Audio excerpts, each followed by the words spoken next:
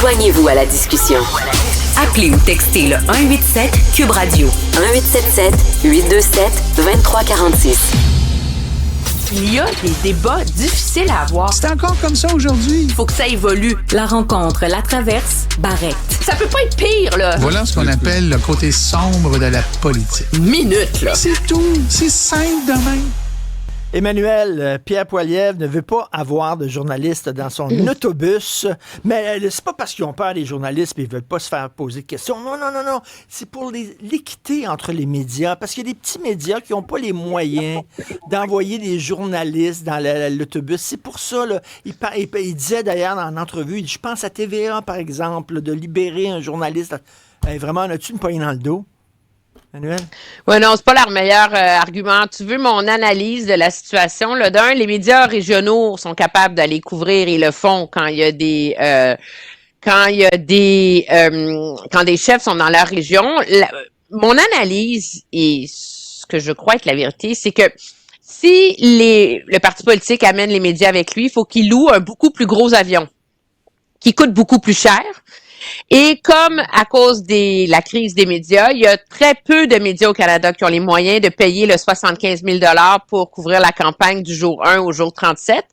Ce qui veut dire qu'il y a plein de sièges vides à plusieurs moments de la campagne et que donc les partis politiques font le calcul que c'est pas rentable de faire ça et qu'ils sont mieux de louer un plus petit avion puis que les journalistes se démerdent puis la différence de prix, ils vont le mettre sur d'autres éléments.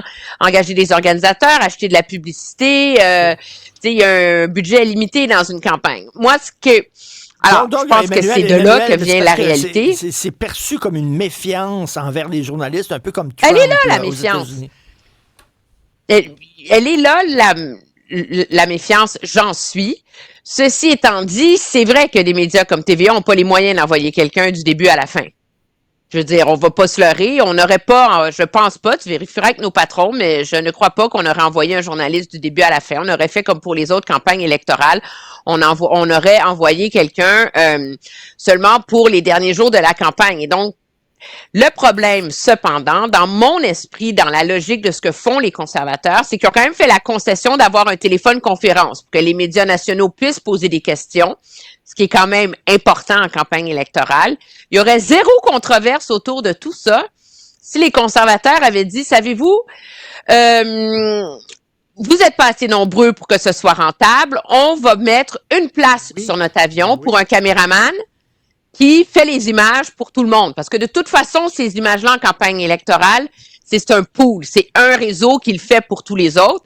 Il y aurait eu de la place pour une caméra sur l'avion des conservateurs. Ça aurait déjà, d'après moi, désamorcé toute cette controverse-là.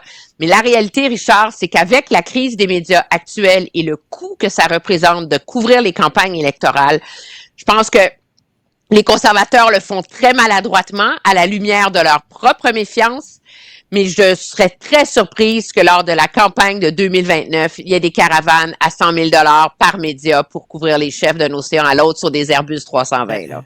Mais Gaétan, pourquoi ils l'ont pas expliqué comme ça? Parce que la perception, c'est important en politique, Gaétan, la perception. La perception des gens, c'est que, Poilievre, il est comme Trump, il aime pas les journalistes. Ben oui, écoute, moi, je suis très étonné, Emmanuel, je te trouve d'une grande générosité envers le Parti conservateur qui est reconnu pour son amour démesuré pour les médias. On sait que, d'ailleurs, on sait qu'ils vont investir dans CBC Radio-Canada, c'est bien connu. Écoute, je trouve ça je comprends ton explication, Emmanuel, puis en quelque part, ça a du sens, mais en même temps, ça m'apparaît généreux parce que, bon, du côté des conservateurs, leur caisse, là, elle est pleine. Je comprends que des médias pour lesquels ça peut être un petit peu plus difficile, mais en même temps, je trouve ça un peu étonnant. Puis comme Richard, tu le dis, pourquoi ils l'ont pas expliqué comme ça? Pourquoi, il y a un mois, ils n'ont pas dit à l'avance, ben écoutez, qu'en pensez-vous, chers médias? Est-ce qu'on pourrait s'organiser pour que ça aille bien? Parce qu'on sait que vous avez des difficultés. Et puis, ben là, on va s'organiser pour que ça marche bien pour vous. On va faire certaines concessions, comme celle que tu suggérais, avoir un caméraman dans l'avion. Tu sais, pourquoi ils n'ont pas réfléchi à ça avant, et moi je pense qu'ils ont réfléchi à ça avant. Ils ont réfléchi à ça avant, initialement. Ils arrivent à la dernière minute, et puis en quelque part, ils veulent contrôler l'image. Pourquoi? Parce qu'actuellement, c'est une bataille d'images, et la campagne va se faire entre l'image de Mark Carney et l'image de Pierre Poilievre. Et dans ce qu'ils proposent, ils ont un contrôle pas absolu, mais maximal de l'image. Oui, moi, personnellement... Je suis pas d'accord avec toi là-dessus. L'idée initiale, c'était qu'ils voulaient, eux, fournir les images aux médias. On s'entend, là. Faut pas se leurrer, là. Ben oui. Puis c'est de là que vient tout le bras de fer qui dure depuis plus longtemps, de ce que j'en comprends. Le problème auquel ils sont confrontés, c'est que là, pour trouver un compromis, ça se transforme pas en crise nationale, ils s'engagent à donner leur itinéraire 2-3 jours d'avance pour que les médias puissent s'organiser pour aller envoyer une caméra, aller couvrir, etc. Donc, pour que les médias aient leurs propres images des événements. Mais la réalité, c'est quand la logistique que ça va impliquer pour les médias de se déplacer, ça veut dire que les médias, ils vont essentiellement couvrir les annonces et les points de presse de monsieur Poilievre. Est-ce qu'ils vont vraiment couvrir les petits moments, le serrage de main, les guidis, tout le reste? Pas vraiment. Alors que, à l'inverse, les libéraux, eux, vont avoir une caméra pool avec eux du début à la fin, ce qui veut dire que soudainement, les libéraux ont les moyens de ne faire qu'une campagne d'images, de photos, des bains de foule, aller au marché, prendre un petit croquet, aller visser une affaire. Et donc, en voulant contrôler leur propre image, les conservateurs, ils se retrouvent dans une situation où leur couverture va être dépendante des ressources et de la logistique des médias qui vont essayer de s'organiser pour aller leur joindre à 250 000 endroits, alors que les libéraux, eux, vont avoir le beau jeu d'inonder les ondes avec des belles images de M. Carney, qui Human, etc. Je pense qu'en bout de ligne, ça avantage M. Carney, ça. Ouais, mais en même temps, Emmanuel, là, toi, tu as couvert des campagnes électorales. Moi, j'en ai fait des campagnes électorales. Et quand on est dans une campagne, là, c'est sûr qu'il y a une hantise pour le politicien. L'hantise de trébucher. Et c'est sûr que les journalistes, eux autres, sont à l'affût du premier glissement, du premier dérapage, qui, lui, en général, il est spontané. Il se passe dans l'entourage du ministre, du premier ministre ou du candidat, il se passe dans les réactions des gens parfois autour de lui. Toutes ces opportunités-là là, qui peuvent amener une lumière additionnelle au-delà du formatage qu'on vont amener les partis politiques, ben là, ils viennent d'être éliminés. Alors, tu as raison, je suis d'accord avec toi qu'en termes de volume, Mark Carney va avoir plus d'opportunités de contrôle de messages, mais il va être quand même plus observé. Et c'est assez à l'observation que bien souvent, on trébuche. Un mot de travers, une baboune qui est pas en bonne place, une personne qui fait des commentaires imprévus dans l'entourage ou dans le grand public qui est autour. Là, il vient de se débarrasser de ça. Alors, on peut bien dire qu'effectivement, pour les médias, les libéraux vont fournir un paquet d'images, mais les journalistes, eux, vont perdre des opportunités de faire, on va appeler ça comme ça gentiment, des découvertes. Ouais, mais c'est peut-être mon syndrome de stress post-traumatique de la campagne de 2011 avec M. Harper, là. Je te promets, là, j'étais là. Et M. Harper était tellement loin de nous dans ses points de presse que je pouvais même pas prendre une photo. OK? Ça m'aurait pris des longues vues pour le voir. Quand on arrivait dans un événement, on était mis dans un enclos comme des petits chiens. On pouvait parler à personne. Ils nous rentraient dans la salle quand la salle était déjà pactée. Ils nous sortaient de la salle avant que les gens sortent. On n'avait accès à rien, puis rien pantoute. Fait que, tu sais, le contrôle de l'image chez les conservateurs, là, ça fait longtemps qu'ils connaissent la recette. Emmanuel, en même temps, tu avais des opportunités du public qui, tu sais, on l'a vu à plusieurs reprises. On l'a vu avec Jean Chrétien, on l'a vu avec un paquet de monde, là. Bye bye Charlie Brown, là, tu sais. Là, ça arrivera pas. Oui, mais ça n'existe plus, ça. Chez les conservateurs, je te jure, je les défends pas, là. Je les observe maintenant. À l'époque où je les couvrais, j'étais collé au plafond de rage, là. Je m'en cache pas, là. Mais je te dis que sous les campagnes de M. Harper, le contrôle était tel que quand tu étais journaliste, tu n'avais accès à rien. Emmanuel, tel Salomé qui a demandé la tête de Saint-Jean-Baptiste et qui l'a obtenue, lui a apporté la tête de Saint-Jean-Baptiste sur un plateau d'argent. Les partis d'opposition, après avoir reçu la tête de Éric Kerr par Amazon, réclament maintenant la tête de François Bonnardel. Est-ce qu'ils exagèrent, selon toi, Emmanuel? Je pense pas qu'ils vont l'obtenir. M. Bonnardel et pas Éric Kerr, qui était déjà un ministre totalement brûlé.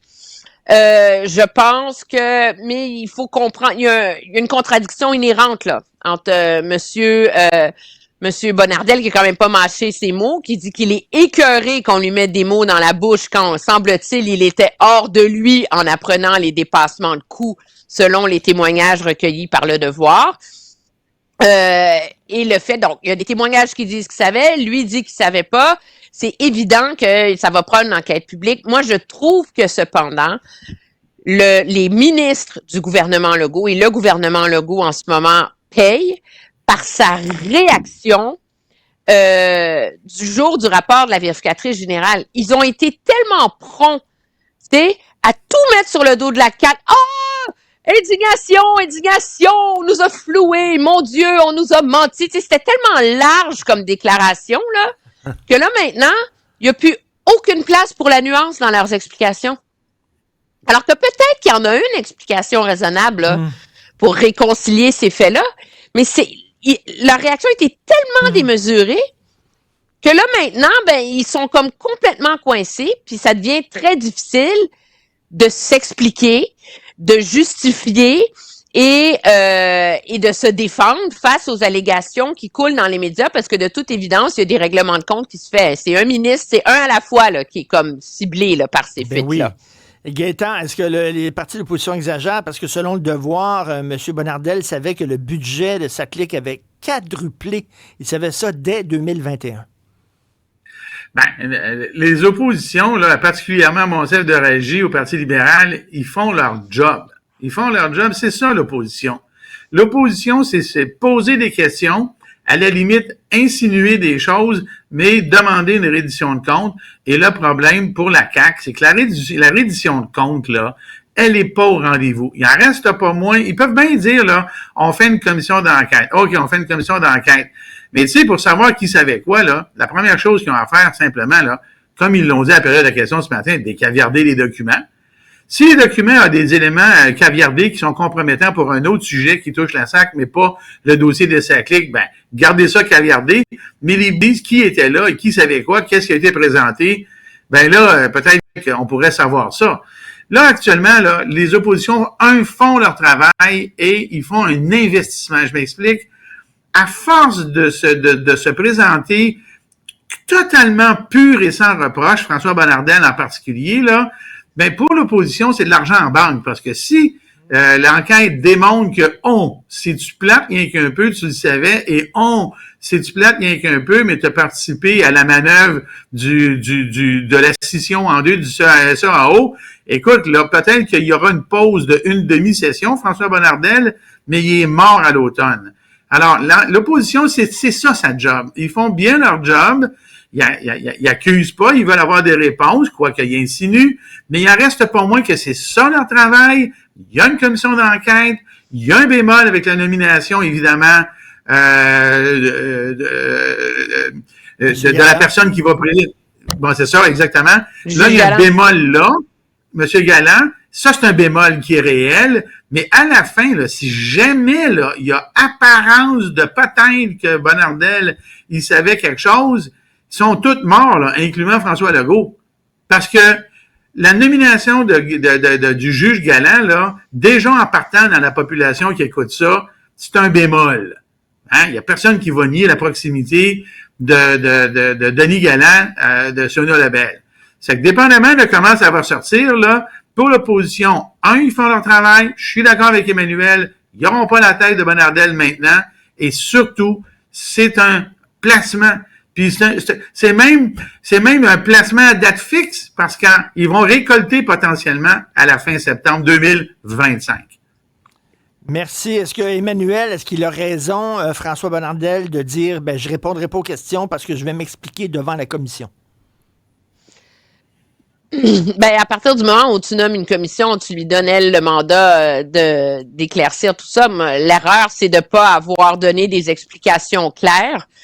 Au moment où la vérificatrice générale a déposé son rapport et d'avoir vu ce rapport-là comme une cape d'invisibilité quant à la responsabilité des uns et des autres. Puis là, maintenant, ils sont pris avec, là.